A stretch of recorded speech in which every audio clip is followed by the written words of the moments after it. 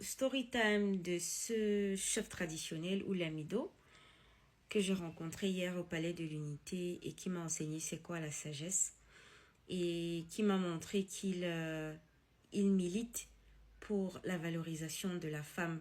Sincèrement, moi j'ai toujours eu des préjugés sur les hommes de chez moi parce qu'il faut savoir que je suis Peul, donc nordiste. Je me suis toujours dit, bon, vu qu'on est dans une société patriarcale, les hommes de chez moi, là, pour eux, l'épanouissement de la femme ne compte pas.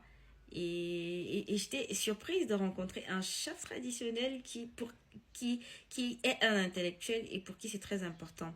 Il m'a dit qu'il a introduit dans son lamida déjà des femmes notables, ce que je n'avais jamais vu.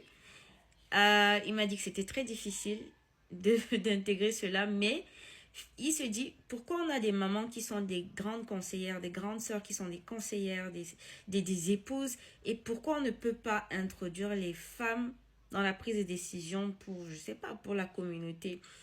Et finalement, le peuple était contre, mais ils se sont rendus compte que finalement, elles apportaient beaucoup plus de solutions. Ils se sont donc demandé pourquoi ne pas apporter plus de femmes, justement, femmes notables. L'autre chose qui m'a marqué, vraiment, il m'a enseigné c'est quoi la sagesse. Hein. L'autre chose qui m'a marqué, il m'a dit que les femmes n'avaient pas le droit d'hériter de terre dans sa localité.